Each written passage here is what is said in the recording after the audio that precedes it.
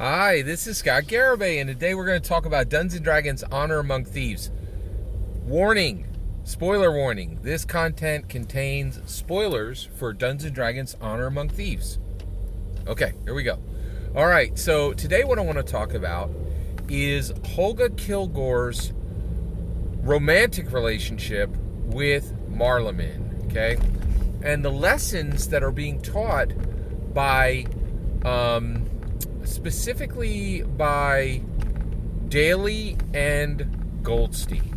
All right, so John Francis Daly, Jonathan Goldstein, they are the directors of this film, and I will refer to them as Daly and Goldstein going forward. So Daly and Goldstein, when they went to direct this film, they literally went to Chris Perkins and his team, and Jeremy Crawford, and they sat down with the design team and they really dug in, right? Now, the moment you're getting to the point where you're dealing with the design team, right? You're heading, the design team for Dungeons & Dragons 5th edition, I would say its primary purpose is to carry Gary Gygax's legacy forward. That is what they are writing it for, right? And they do a tremendous job of this, right? And so the moment you sit down with Chris Perkins, you're going to be getting that Gary Gygax legacy energy, right? And the reality is, in my humble opinion, Gary presented Dungeons & Dragons as a game because he knew you couldn't change the world with broccoli, right? You change the world with chocolate, right? People want to take in the thing that you want to change them. And so in my humble opinion, Dungeons & Dragons was never a game. Gary Gygax presented it as a human flourishment tool and specifically intended to improve people with this tool, right? And in my humble opinion, Christopher Perkins, Jeremy Crawford, Amanda Heyman on the design team are carrying that energy forward today, right? And I think the moment that they started talking to Daly and Goldstein, you hit a situation where Gary's intent of using Dungeons & Dragons as a tool to impact our lives and benefit us is right there, right? And so there's this. So Holga Kilgore, to me, is really the heart of this film, and I think it's going to take by the way, if you want to know someone who is not wise and is a very bad movie reviewer, listen for the words "Guardians of the Galaxy," or you'll hear this a lot, right? Like that, they'll be like, "Oh, this is Guardians of the Galaxy." I just heard a horrible review. This is Guardians of the Galaxy with horses and swords, and this film is very carefully crafted, but they're not hiding it.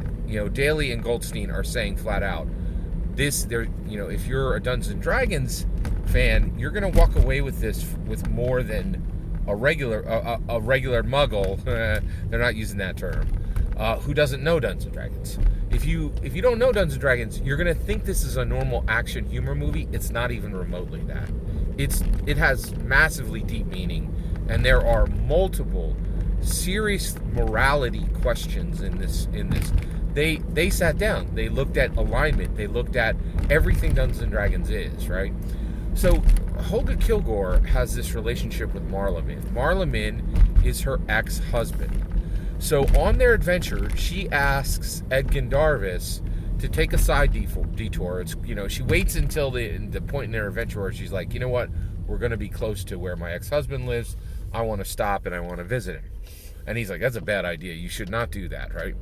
And she's like, I want to do this. And, Egan Darvis, that's Chris Pine's character, and Michelle Rodriguez's character, Holga Kilgore, they're good friends. And they're deep friends. I mean, this is a strong relationship. It's completely platonic. There's no romance in it. But they are deep and abiding friends. And there's a lot of meaning there, right? So Holga goes to see her ex-husband, Marleman, right? And she goes in, and Marleman has a beautiful home, a really nice place. It's clear that he's doing well with agriculture, and he already has a minimum paramour. They may be married, right? We don't know. But Marleman has built a beautiful home, which he built for Holga Kilgore, and he already has established a new, sound, stable, healthy relationship, romantic relationship with a new woman, right? And so Holga sits down with him and says, how are you doing? And he's like, I'm not, he says, I'm doing okay. I have built a new relationship with a new person, and I've finished this house that I tried to build for you when we got married. But, and then we learn what happened. So Holga Kilgore was part of the Uthgard clan, and she actually was exiled for falling in love with Marleman, who was at odds with the clan, right? So she left the clan to be with him, but then when she went to be with him, she despaired over being apart from the clan. And he did everything he could to bring her joy and to love her, to put her first and to protect her and just be a good husband for her. But she would not let go her sadness for not being with her clan. She would not allow herself to be joyful, right? And so what Daly and Goldstein are exploring here is, what if the ruin of your life is your fault and no one else's, right? And what if what you did was you could not control your feelings? And that's exactly what happens with Holga Kilgore. She had a good thing. She had a husband who loved her. She had a husband who put her first and protected her, right? Built things for her, cared for her, genuinely loved her, but she could not control her despair for the Uthgard clan, and it drove them apart, right? And the reason why was, she was constantly sad with Marleman, and no one wants to be with somebody who you're like, my life with you is sad. It sucks, right? Like I weep all the time because I don't have because this situation of having you and nothing more is not enough. Nobody wants that, right? And so there's this deep and abiding story of a love lost because Holga could not control her feelings, which is really interesting because Holga Kilgore is very good at controlling her feelings once she was past Marleman, right? And she at no point in the film do you see her cry or become emotionally wrought or emotionally unstable. She was only emotionally unstable with Marleman, right? And their relationship broke up.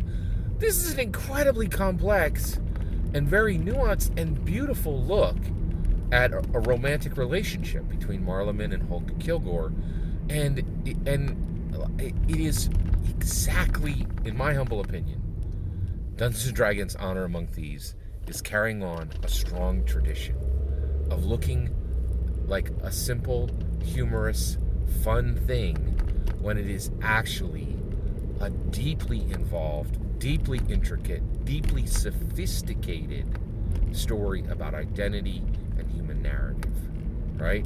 And so the Muggles get to chuckle and laugh, but you and I get to look deeper, right? And we get to see that there's a lot here. There's a genuine, there's really a powerful story of love here, and a look at our own lives, and it's saying, if you fail to control your emotions, you will lose, right? And it will take a lot to regain yourself, right? And this story is a story of Holga Kilgore moving forward and restoring her life with the aid of friends, right? Of her good friend, Edgin Darvis, helping her to restore something that she broke, she alone, right?